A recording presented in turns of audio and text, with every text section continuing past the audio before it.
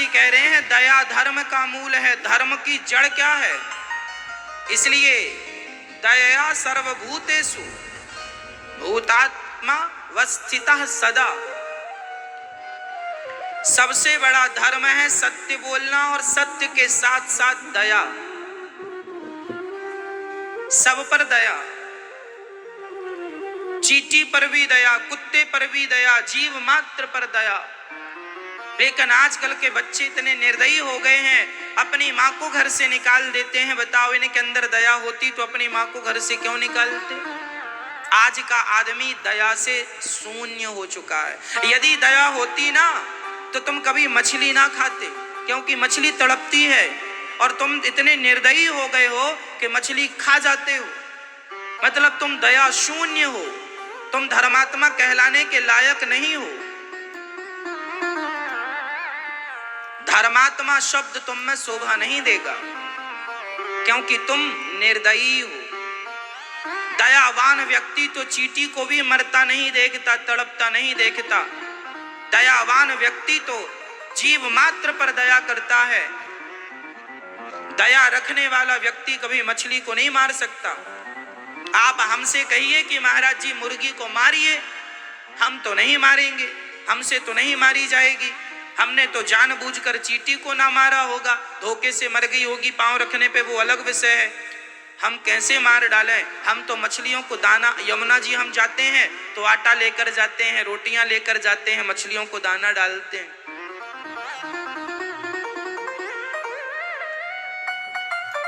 हमसे नहीं मारा जाता जीवों को। अब लोगों को हत्या करनी अच्छी लगती है तो लोग कर रहे हैं, मछली मार डालते हैं। वो तो मुर्गी के पंख कैसे फाड़ डालते हैं, निकाल नोच लेते हैं, कितना तड़पती है वो, मार डालते हैं। बकरे का गला काट देते हैं, बकरी का, गाय का गला काट देते हैं। लो, और ये कह रहे हैं हम दया जानते हैं। तुम्हारा कोई लेना देना नहीं है दया से। अंडा खा लेते हो आप लोग, वो अंडा मुर्गी का बच्चा था, ना खाते तो उससे एक बढ़िया बच्चा निकलता मुर्गी का। किसी के बेटे को, किसी के बच्चे को, किसी की औलाद को तुमने खा लिया, क्या खाने को रोटियां नहीं थी तुम्हारे पास? क्या दाल चावल सब्जी रोटी नहीं थी? यदि खाने को ये ऑप्शन है तो फिर क्यों अंडा खाते हो, क्यों मुर्गी मछली खाते हो? भाई तुम्हें शर्म भी नहीं आती? हम किसी के मरे में जाते हैं तो आकर स्नान करते हैं, मुर्दे को छूने से स्नान करना पड़ता है, और तुम किसी मरे हुए को खा जाते हो।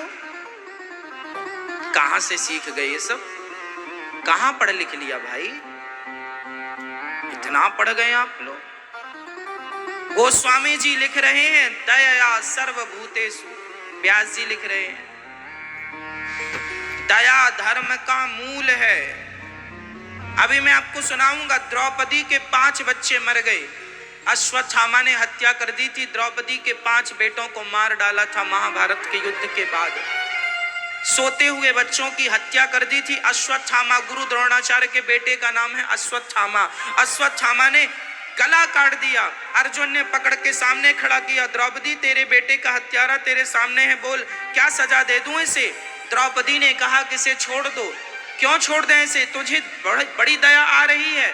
द्रौपदी ने कहा तो क्या इसे मार देने से मेरे मरे हुए बच्चे जिंदा हो जाएंगे? नहीं ना, जैसे मैं रो रही हूं अपने बच्चों के लिए, इसे मार डालोगे इसकी माँ भी रोएगी, और मैं किसी को रोता हुआ नहीं देख सकती। ये भारत की नारी है, ये भारत का, ये है भारत का चरित्र, ये है दया कि खुद के बेटे मरे पड़े हैं और हत्यारा सामने है, और द्रौपदी कहती है मैं इस हत्यारे को नहीं मारूंगी।